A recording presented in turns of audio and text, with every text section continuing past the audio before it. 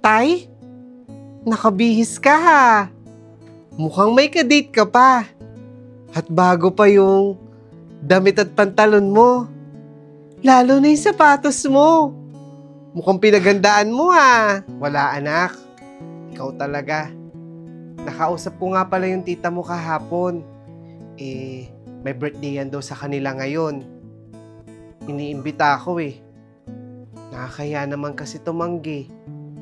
Mukha kasi pupunta yung ibang mga kamag-anak natin at yung mga kapatid ko. Gusto ko din kasi silang makita Tay! Ang gwapo natin ngayon Saan po ba lakad natin? Sa tita mo anak. May birthday yan daw sa kanila Ayaw niyo ba sumama?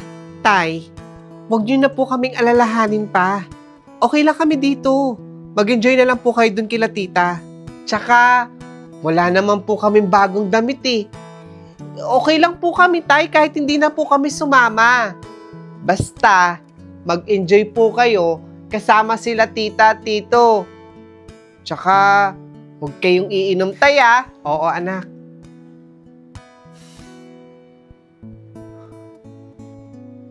Napakagandang bahay. Yung mga lamesa, wala pang balot. Pati ang mga upuan. Pakisuyo na lang. Baka kasi dumating na agad yung mga bisita ko Kuya Ben! Kanina ka pa ba dyan? Kararating ko lang. Nasa na nga pala yung mga bisita mo? Mukhang napaaga ata ako ng punta. Nakakaya naman. Ano ka ba, Kuya Ben? Kaya kita maaga pinapunta dito. Kasi, alam ko, masarap kang magluto. Baka pwedeng, ikaw na lang ang magluto para sa birthday ng pamangkin mo. Regalo mo na lang ba? Sige, walang problema. Ako na lang magluluto ng pansit. Pansit lang? Baka pwedeng 7 putahe na ang lutuin mo, Kuya Ben. Tutal, magaling ka naman magluto Kaya mo yan. Napakarami naman pala. Sige, kakayanin ko yan. Andun nga pala yung kusina namin. Nakaready na rin yung mga lulutuin mo.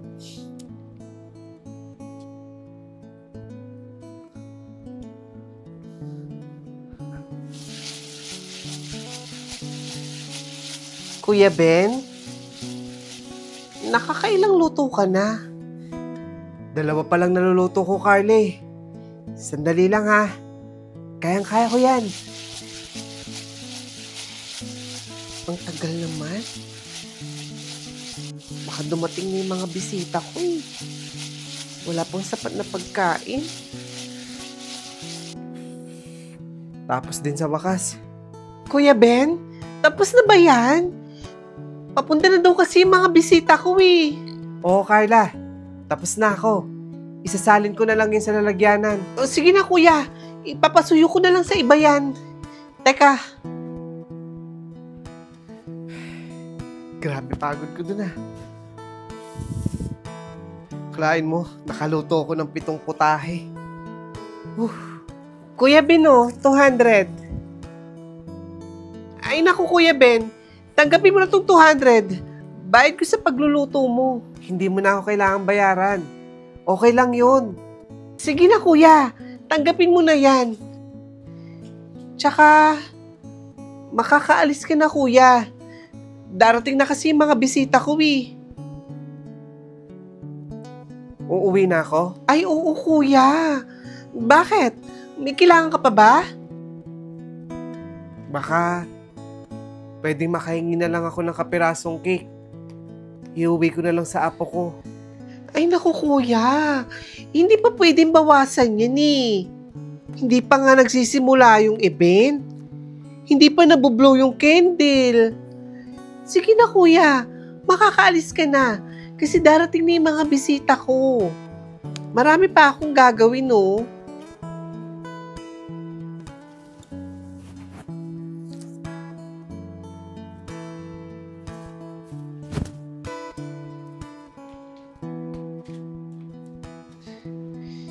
Binigyan na nga ng 200 eh.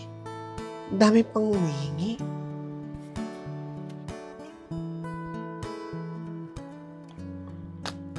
Tay, andito na po pala kayo. Bakit hindi po kayo pumasok sa loob ng bahay? Kamusta po, Tay? Mukhang nag-enjoy po kayo dun sa birthday yan ah. Kasi basang-basa po kayo ng pawis. Bakit po kayo umiiyak, Tay? Ano pong nangyari? Alam mo ba, anak?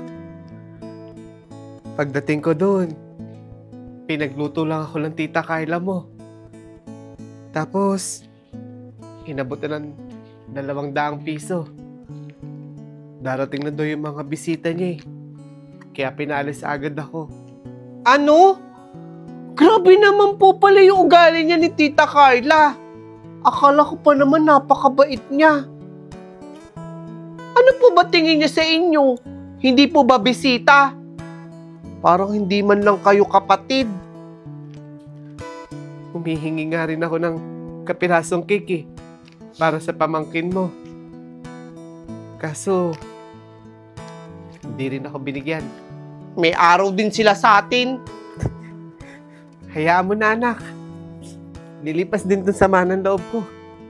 Okay lang ako.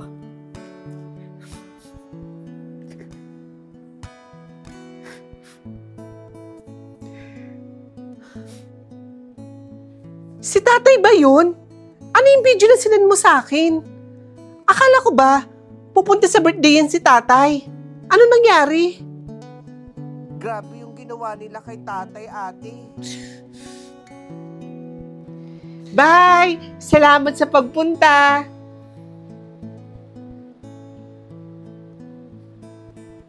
Ano to? Bakit parang ako pa yung masama? Siya na nga tong binigyan ko ng 200 kanina kasi pinagluto niya ako. Ano to? Ba't mukha pa akong mata pobre?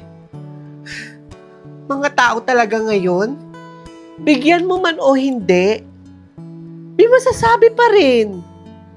Kaya hindi umaasenso sa buhay eh. Ako pa yung masama sa kwento. Ano to? Sa tingin nyo ba, may inggit ako sa inyo? Nag-Jollibee ba talaga kayo? Ang cheap nyo sa video, libre lang pala. Tuloy-tuloy talaga ang pambabash nyo sa akin, oh. Hindi kayo tatagos. Kaya hindi umaasenso sa buhay. Ay nako.